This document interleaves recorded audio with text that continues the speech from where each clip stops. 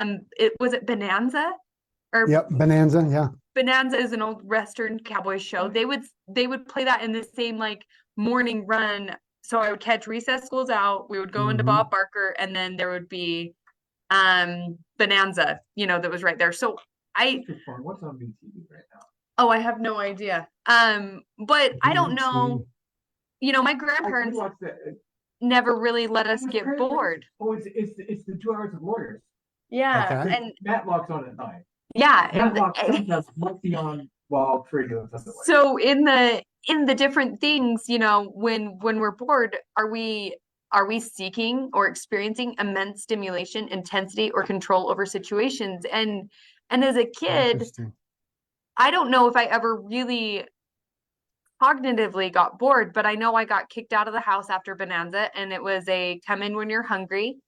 And then after lunch, we rested, and then we got kicked out of the house again, and go and play and do whatever you need to do and come back when you're hungry.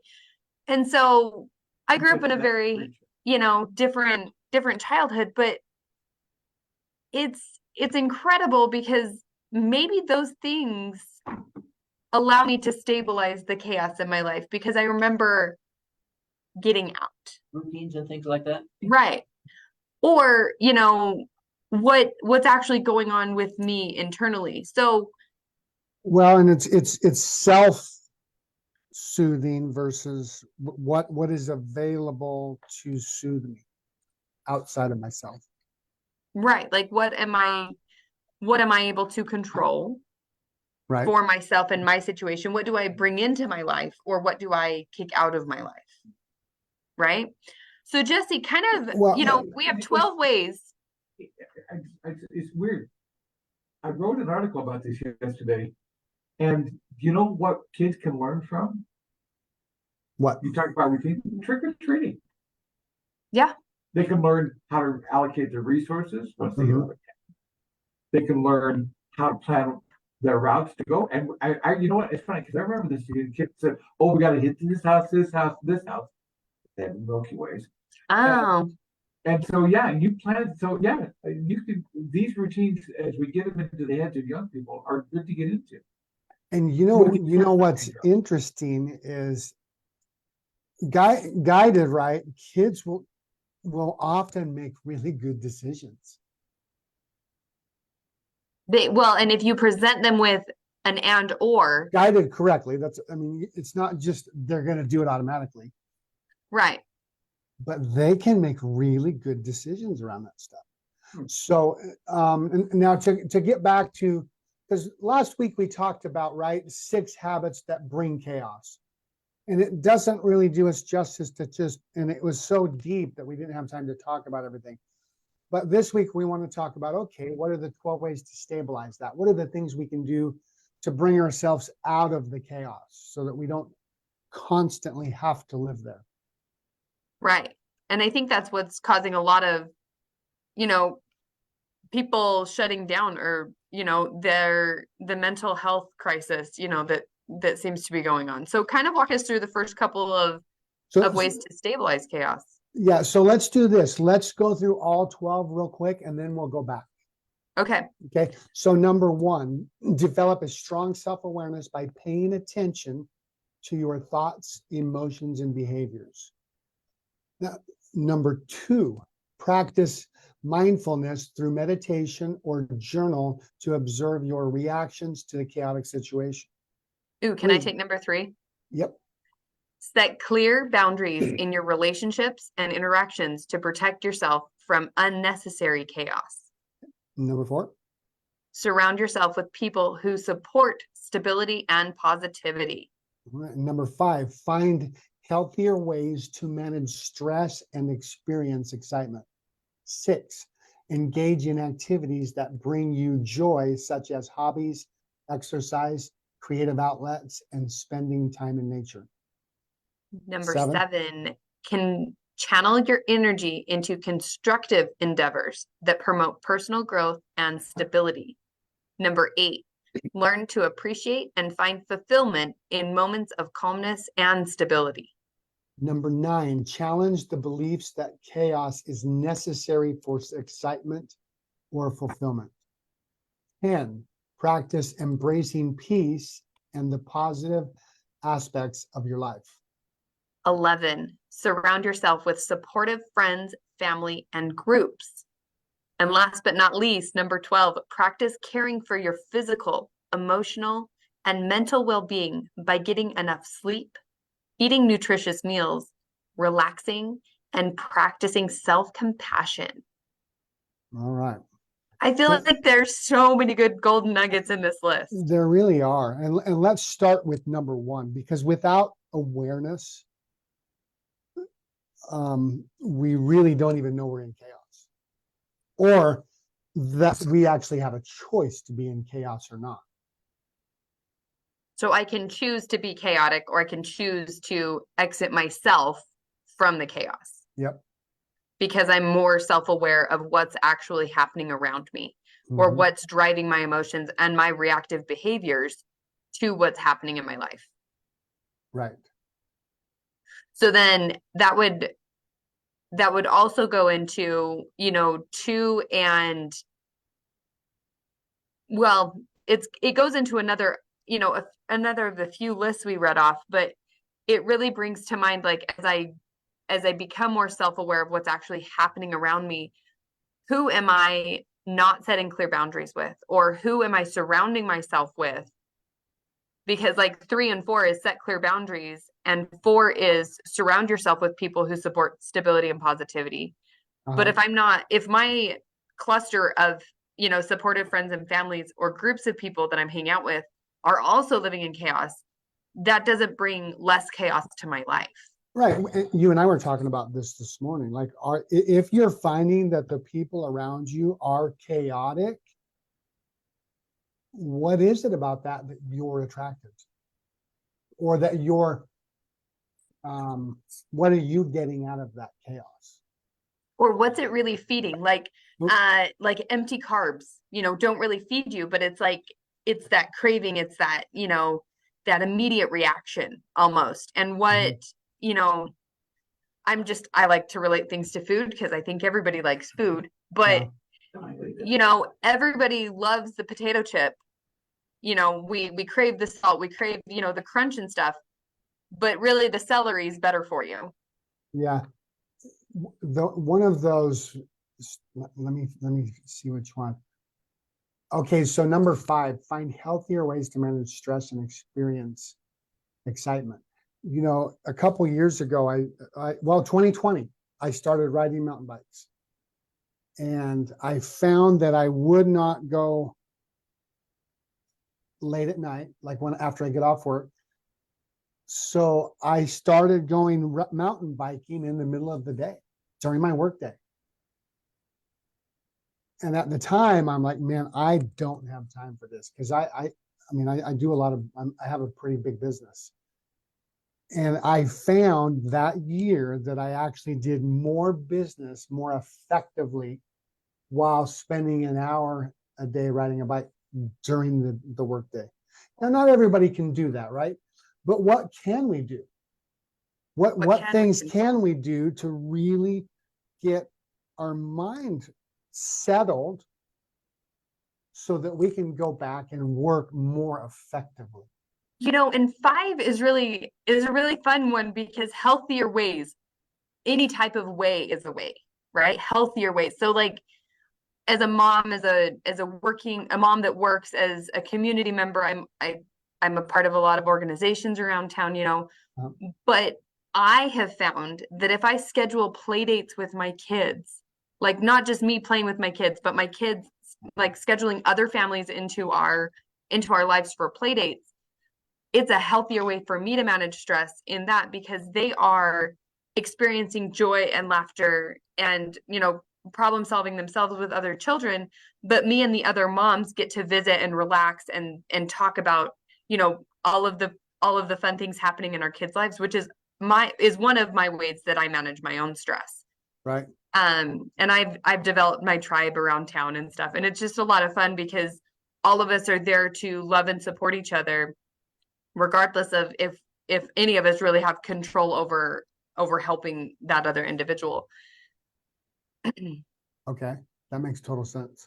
So I literally put those into my work day of getting out and doing different things, where yours is mountain biking.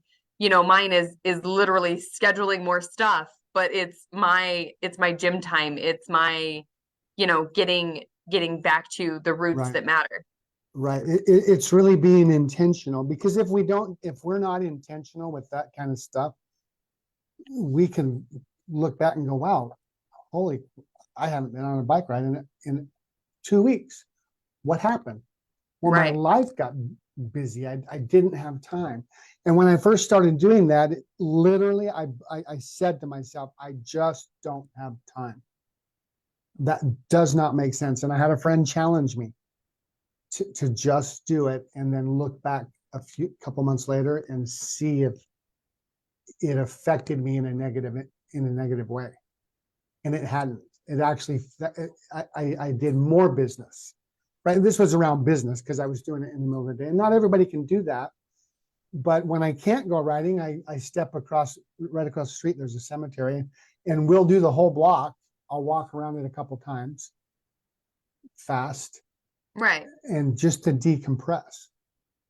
So then that really goes into, 7 and 8 of channeling our energy, Mhm. into constructive endeavors that promote personal growth and stability. Or 8, learn to appreciate and find fulfillment in moments of calmness and stability. Mhm. And really, all of these 12 ways to stabilize chaos can be overlapped and interchanged and kind of grouped together a little bit, because as you're bike riding, you're finding a fulfillment of calmness and stability, because you have nothing else going on in your brain other than focusing on the bike, Yeah. focusing on the trail. Yeah. I, as we were talking about this, I wanted to bring up something, because depending on a person's past, they may or may not have the ability or be comfortable living in peace. Ooh, have the So ability to if live in somebody peace. grew up, for instance, I'll just give you an example. In my household, when I was growing up, it was extremely violent and always fights. So as an adult, where am I comfortable? In chaos. Now, I may not admit that, or I may not recognize it, but is that true? That Ooh, comfortability is what we become used to, right? Our homeostasis. So if mine was chaos and arguments and violence and fighting, what am I actually most comfortable chaos. So then, in? not being So it's in, and I brought that up for one reason. I remember, and most people know, I talk about being in recovery. When I first got into recovery, I was one day, I was happier than I had ever been, but my soul was almost in tears, ooh, and I couldn't understand why, what was going on. And the guy that was helping me, his name was Don, and he said, well, that's serenity. Just sit in it. Hmm. And I didn't understand, but looking back and looking at this list and going, oh, okay, I didn't know how to sit in peace. I didn't know how to sit in a really good life. so then And that brings up, 11 and 12 really well, because you changed who you surrounded yourself with, supportive friends, families, mhm. or groups, you Well, know, and I changed my behaviors, right? I was no longer going out drinking all the time. I was no longer carousing around. I changed everything about my life, just changed. And so there was a period where I really had to learn how to live in that world. and it can be really uncomfortable. And the 12 ways to stabilize chaos is not easy. Like, you have to work on this list. You have to work through all Right. of the things we've gone over, because as you work towards those things, you're shedding off these unwanted, kind of like extension cords. Let's use the extension cord. Our energy plugs into other people, right? We have all these extension cords going out to, you know, our friends, our family, our Mhm. work, our all these things. And we're trying to feed all of these extension cords through our energy, Oh, that's good. but we're not really able to feed them to the fullest degree because Yeah, it's half power or what a happens when the fractional power power, source starts to go out? Yeah. right? So really, if you, as you stabilize ways, you know, as you go through these ways to stabilize chaos in your life, you're pulling those extension cords, and you're going to feel the people that actually feed off of the extension cords even further. Mm. But you have to be able to cut that off, because what you really need to focus on is yourself, because without you in this world, nobody else gets an oxygen mask. You have to get an oxygen mask on your first. And if you're living in chaos Mm. and you cannot breathe and you have no way to figure it out, you know, these are really good first steps to putting on that oxygen mask and really helping Right. yourself, so you can help and provide more for your family, for yourself, and eventually, you know, your Yeah. workplace and the community. Yeah. So last night we went over and was trick or treating with the my son's kids, and his wife's grandmother said to me, she's 93. She said, I just can't understand why I'm still here. My air is becoming a problem. Ooh. If we stop getting life's oxygen, whatever that part is, whether it's oxygen, whether it's energy, whether it's peace of mind, whether it's when we start getting lacking oxygen in whatever sense that says, we don't have the ability to truly show up. And she said, wow. I just can't do anything. I have no air. It's so frustrating. And so this 12 ways to stabilize chaos is the way to get the oxygen back in our life. It's the way that we can show up better and be who we really need to be, you know, for whatever this world is bringing us, and all of the different things going on, and the no rain today thing. You know, I know Dr. T over there is very sad we're not getting rain, but you know, He's the way getting that it. we can, It's coming though. It's yes, getting cold. yes, it's getting very cold. It's warming up. But Is it well, yeah, warm? we're not in the tens. But you know, it really goes into this. And I'm sorry, we ran over time. We're, Oh, you did know, we? at the end of the show. But thank you, you know, for letting us go through the 12 ways to stabilize the chaos. We've shared it to Facebook. You can see the list of the 6 habits that bring chaos. And then again, the 12 ways to stabilize chaos. Thank you for joining us for Wired Wednesday. Thank you, Jesse, for popping on. Hey, thank you. Thanks for having me. Have a good day, everybody. This has been McKinnon Hansen, your local Farm Bureau financial agent at 435-592-2021 for anything insurance related. And for anything real estate, I am with the Larkin Group at KW Realty, 435-592-2021. Thank you so much for joining us for Wired Wednesday.